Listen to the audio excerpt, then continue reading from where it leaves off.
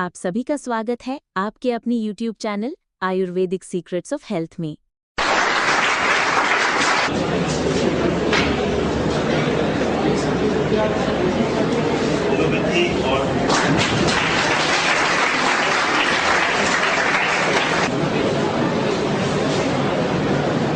आज के हमारे मुख्य अतिथि श्रीमद राजीव दीक्षित जी का स्वागत एवं माल्यार्पण करने हेतु मैं स्वास्थ्य कल्याण संस्थान के प्रबंध निदेशक डॉक्टर एस अग्रवाल जी से आग्रह करूंगा कि उनका माल्यार्पण करने का स्वागत दिल करूंगा कि वे मुख्य अतिथि का माल्यार्पण करने का स्वागत करें, जो कि नर्सिंग कॉलेज के अध्यक्ष हैं।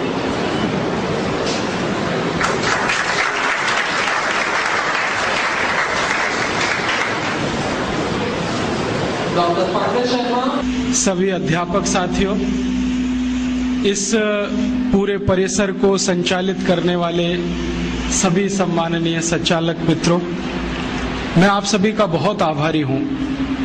विशेष रूप से श्री कौशल किशोर जी का, जिन्होंने ये आयोजन किया और मुझे आपसे भारत और यूरोप की चिकित्सा पद्धतियों के बारे में बात करने का समय दिया। पिछले कुछ वर्षों से मैं भारत और यूरोप दोनों का अध्ययन करने का प्रयास कर रहा हूं। लगभग मुझे 10-12 वर्ष हो गए। इन 10-12 वर्षों में भारत और यूरोप के बारे में जो भी कुछ अध्ययन करने की मैंने कोशिश की, उसके लिए कुछ दस्तावेज जुटाए, कुछ डॉक्यूमेंट्स इकट्ठे किए, और वो दस्तावेज सिर्फ भारत से ही नहीं, यूरोप के भी कई देशों से लिए। धीरे धीरे दस्तावेजों की संख्या लगभग 50,000 हो गई। उनका अध्ययन और अभ्यास करके मुझे जो समझ में आया वो मैं आपसे शेयर करना चाहता हूं। हमारे भारत की जो चिकित्सा पद्धति है और यूरोप की जो चिकित्सा पद्धति है, दोनों में काफी कुछ भिन्नता है।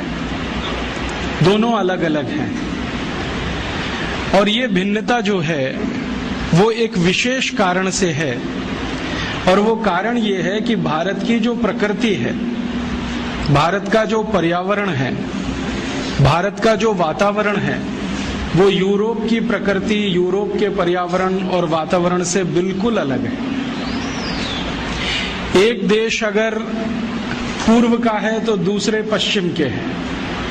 अगर गणित से कहें तो 180 डिग्री का अंतर है। ये जो भिन्नता है भारत में और यूरोप में, यही भिन्नता जीवन के हर क्षेत्र में है। भारत एक ऐसा देश है जिसको दुनिया में समशीतोष्ण जलवायु का देश माना जाता है। समशीतोष्ण का अर्थ होता है जहां ना ज्यादा बहुत गर्मी पड़े, ना ज्यादा बहुत सर्दी हो, ना ज्यादा बरसात हो, जो भी कुछ हो वो सब समान हो। गर्मी, सर्दी, बरसात, हेमंत, शिशिर, शरद, जो भी ऋतुएं आए, जो भी जलवायु हो, वो एक जैसी हो, समान हो, अति भी ना हो और कमी भी ना हो। ऐसे देशों को समशीतोष्ण कहा जाता है। भारत के बारे में दुनिया के सभी जो विशेषज्ञ हैं मौसम विज्ञान के, वो मानते हैं कि ये समशीतोष्ण देश है। यूरोप के बारे में सभी मौसम विज्ञानी कहते हैं कि यूरोप में 2 ही मौसम होते हैं, एक तो ठंड होती है और एक भयंकर ठंड होती है। ठंड का अर्थ है जब तापमान 0 डिग्री के आसपास हो या 0 से लेके 4-5 डिग्री के बीच में रहे। भयंकर ठंड का मतलब है जब तापमान 0 से नीचे हो और -20 डिग्री सेंटीग्रेड तक हो। कभी कभी तो कुछ देश ऐसे हैं जैसे डेनमार्क, नॉर्वे, वहां -40 डिग्री सेंटीग्रेड भी हो जाए। अब जरा सोचिए, कोई देश ऐसे जहां पर न्यूनतम तापमान -40 हो जाए और कोई देश ऐसा जहां का अधिकतम तापमान +50 हो जाए, तो दोनों में जमीन आसमान का अंतर होगा।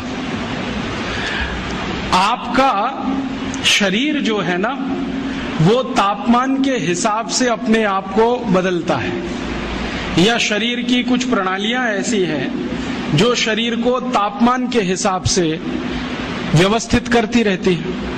यूरोप के लोग एक ऐसे क्षेत्र में रहते हैं जहां बहुत सर्दी का उन्हें सामना करना पड़ता है, और सर्दी भी ऐसी होती है जिसमें 3-3 महीने लगातार बर्फ गिरती रहे, बर्फ सड़कों पर जमा रहे, खेतों में बर्फ पड़ी रहे, तालाबों में बर्फ ही बर्फ दिखाई दे, छतों पर बर्फ हो, गलियों में बर्फ हो, नालियों में बर्फ हो, हर जगह बर्फ। और वहां की सरकार का 3-4 महीने तक तो मुख्य कार्यक्रम ही ये है बर्फ को सड़कों से हटाना।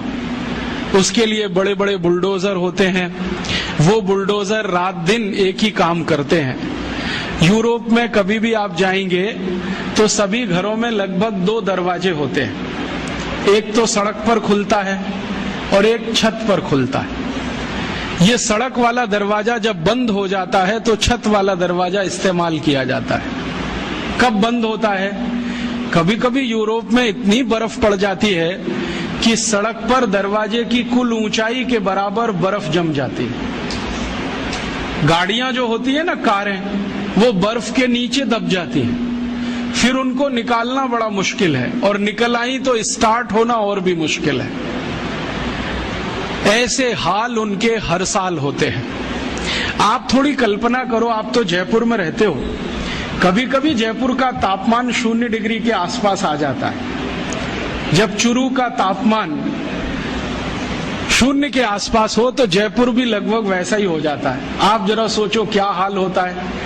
15 दिन तक हमारे देश में कोई काम ही नहीं होता है, कभी कभी 20 दिन हो जाते हैं। जब भारत के कुछ पूर्वी और उत्तरी इलाकों का तापमान 5 डिग्री, 4 डिग्री, 6 डिग्री के आसपास आ जाए, हवाई जहाज उड़ना बंद कर देते हैं। 20-25 दिनों तक फ्लाइट्स कैंसिल होती हैं या पोस्टपोन होती रहती है। इतना फॉग होता है कि कुछ दिखाई नहीं देता है, 1 मीटर आगे का कुछ पता नहीं चलता है, गाड़ियां चलाना मुश्किल हो जाता है, हाईवे पर जाना मुश्किल हो जाता है। सरकार के कार्यालयों में काम करने वाले कर्मचारियों की संख्या आधी से भी कम हो जाती है। स्कूल कॉलेजों की उपस्थिति घट जाती है।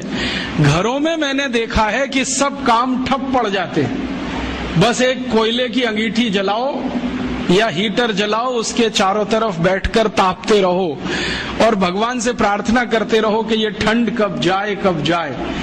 ये तो थोड़े समय के लिए होता है भारत में, मुश्किल से 15-20 दिन, तब हमारा ये हाल हो जाता है। तो जरा यूरोप की कल्पना करो जहां महीनों महीनों यही हाल होता है। ये भिन्नता है हमारे में और यूरोप में, और ये भिन्नता किसी मनुष्य की बनाई हुई नहीं है, प्रकृति की दी हुई है, प्रकृति की पैदा की हुई भिन्नता है। एक और भिन्नता है, हमारे भारत के बारे में सारी दुनिया के मौसम विज्ञानी एक बहुत बड़ी बात करते हैं, जो शायद आप जानते हो तो अच्छा है, नहीं तो हमेशा याद रखें इसको। दुनिया के सभी मौसम विज्ञानी कहते हैं कि पूरी दुनिया में, पूरे विश्व में 16 तरह की जलवायु है, 16 तरह के मौसम है। इनको तकनीकी भाषा में 16 क्लाइमेट जोन्स कहा जाता है। और सारे मौसम विज्ञानी कहते हैं कि दुनिया में 200 देश हैं, इनमें अलग अलग ये 16 तरह की जलवायु है या 16 तरह के मौसम है, लेकिन भारत अनोखा ऐसा देश है जहां सारी की सारी 16 जलवायु एक साथ मिलती है। हाँ, और भारत को छोड़ दुनिया के मौसम विज्ञानी कहते हैं कि मौसम के हिसाब से, पर्यावरण और प्रकृति के हिसाब से दुनिया में कोई विशेष देश है, यूनिक है, तो वो ये भारत देश है। ये क्लाइमेट जोन्स पता है कैसे होते हैं? टेम्परेचर के हिसाब से फिक्स किए जाते हैं। एक टेम्परेचर मान लिया 0 डिग्री से 10 के बीच में, दूसरा मान लिया 10 से 20 के बीच में, तीसरा 20 से 30 के बीच में, चौथा फिर उसके आगे, फिर 0 के नीचे। इस तरह से फिक्स किए गए हैं क्लाइमेट जोन्स। तो सब मौसम विज्ञानी कहते हैं कि भारत में लगभग सभी तरह के क्लाइमेट जोन्स हैं, और इसको मूर्त रूप में मैं कहूं, ये तो अमूर्त बात हुई, कुछ मूर्त बात अगर कहूं तो अगर आप भारत में अफ्रीका के रेगिस्तानी जलवायु को देखना चाहें तो राजस्थान के जैसलमेर में आ जाइए, आपको अफ्रीका का रेगिस्तान वहां दिखाई दे जाएगा। अगर आप भारत में स्विट्जरलैंड की बर्फ गिरती हुई देखना चाहें तो जम्मू कश्मीर में चले जाइए, उत्तरांचल में चले जाइए, आपको वो दिखाई दे जाएगा। अगर आप इस भारत में धूल भरी आंधियां जो कभी चला करती हैं ब्राजील में, मैक्सिको में, साल के कुछ महीने, वो देखना चाहें तो उत्तर और मध्य भारत के बहुत सारे स्थानों पर दिखाई दे जाएंगे।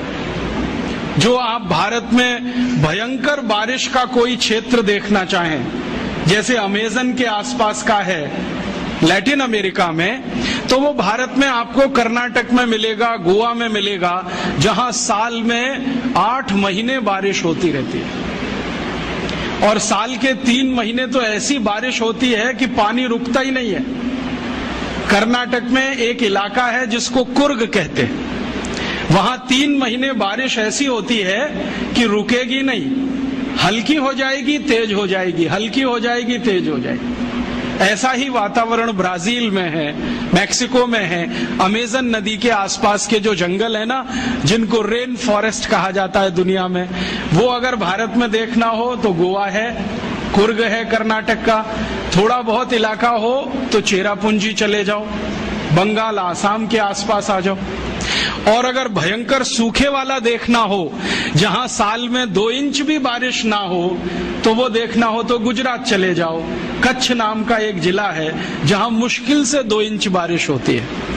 वैसे तो राजस्थान में भी कुछ जिले हैं, लेकिन इस बार उन्होंने रिकॉर्ड तोड़ दिए, 100 साल पुराने।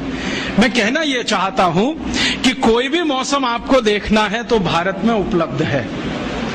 मैं पिछले 7-8 वर्षों से राजस्थान आता हूं, थोड़ा माइक्रो लेवल पे मैंने देखा तो भारत के सारे मौसम राजस्थान में भी उपलब्ध है। भयंकर ठंड, चुरू जिंदाबाद, भयंकर गर्मी, उसके लिए भी चुरू जिंदाबाद, +50 चला जाएगा। बहुत बारिश देखनी हो तो कोटा और आसपास देख लो, बिल्कुल सूखा देखना हो तो जैसलमेर और बीकानेर की तरफ चले जाओ। माने भारत तो दुनिया में और भारत में राजस्थान, ये है कुछ हमारे देश के बारे में अलग बात जो यूरोप में नहीं है। यूरोप में कोई 2 देश ऐसे नहीं है जहां पर एक साथ आपको सभी मौसम दिखाई दें। इसलिए यूरोप वाले कुछ मामलों में बहुत गरीब हैं और उनकी गरीबी यही है कि मौसम उनको अनुकूल नहीं मिला है। अब मौसम की प्रतिकूलता है वहां पर, भयंकर प्रतिकूलता है। उसी प्रतिकूलता में वो बेचारे हजारों साल से जिंदा हैं, तो उनको जिंदा रहने के लिए 2 तरह के संघर्ष करने पड़ते हैं। एक तो मौसम के साथ, जलवायु के साथ, दूसरा अपनी जिंदगी को टिकाए रखने के लिए, चलाए रखने के लिए। भारतवासी इस मामले में भाग्यशाली हैं कि उनको मौसम के साथ कोई बड़ा संघर्ष नहीं करना पड़ता ज्यादा। यहां तो बड़ा संघर्ष जिंदगी को चलाए रखने का ज्यादा है। यूरोप के जिन नागरिकों को हजारों साल से मौसम से लड़ना पड़ रहा है, वो लोग भी वैसे ही हो गए हैं जैसे उनका मौसम है। उनका मौसम माने ठंडा और भयंकर ठंडा, ऐसे ही वो लोग हैं, बर्फ जैसे ही हो गए। मैंने एक बार मेरे ऊपर एक छोटा सा प्रयोग किया था। बर्फ की 4 सिल्लियां मंगाई और चारों तरफ लगा के मैं बीच में बैठ गया। थोड़ी देर के बाद मैंने महसूस किया कि मेरा शरीर बर्फ जैसा ही होता जा रहा है। पैर के घुटने एकदम कड़क हो गए, पांव की उंगलियां कड़क हो गई, हिलाना भी मुश्किल, हाथ पैर की उंगलियां कड़क हो गई। फिर मैंने कहा थोड़ी देर लेट के देख लो, तो लेट गया तो सिर ऐसा ठंडा हो गया जैसे लगे कि बर्फ बांध दी हो किसी ने सिर पर। तब मैंने महसूस किया कि मैं तो 1 घंटे में परेशान हो गया बर्फ की सिल्लियों के बीच में बैठकर और लेटकर। बेचारे यूरोप वालों का सोचो, जो हजारों साल से बर्फ चारों तरफ है और उसी में बैठ रहे हैं, लेट रहे हैं, और वही उनकी जिंदगी है। थोड़ा आगे बढ़ें। भारत की और यूरोप की भिन्नताओं में से एक भिन्नता और है कि यूरोप में चूंकि बर्फ बहुत है, ठंडी बहुत है, इसलिए सूर्य का प्रकाश बहुत अधिक नहीं है वहां पर। भारत एक ऐसा देश है जिसको भगवान ने ऐसा कोई वरदान दे रखा है जहां हर दिन सूर्य का प्रकाश होता है। इस देश में साल में मुश्किल से 2 या 3 दिन ऐसे जाते हैं जब सूर्य ना दिखाई दे, लेकिन सूर्य की तपन बराबर रहती है, आंच बराबर महसूस होती है। सूर्य नहीं दिखे तो बात अलग है, उसकी गर्मी का एहसास हम बराबर कर सकते हैं। यूरोप में ऐसा नहीं होता। यूरोप में कई कई महीने ऐसे होते हैं जब सूर्य ही दिखाई नहीं देता, और जिस दिन उनको सूर्य दिख गया उस दिन वो पागल हो जाते हैं सबके सब। हाँ, और वही दिन उनका संडे हो जाता है, सूर्य का दिन, और उस दिन वो एक दूसरे को गुड मॉर्निंग कहने लगते हैं, क्योंकि आज की सुबह बहुत अच्छी है, क्योंकि सूर्य दिख गया।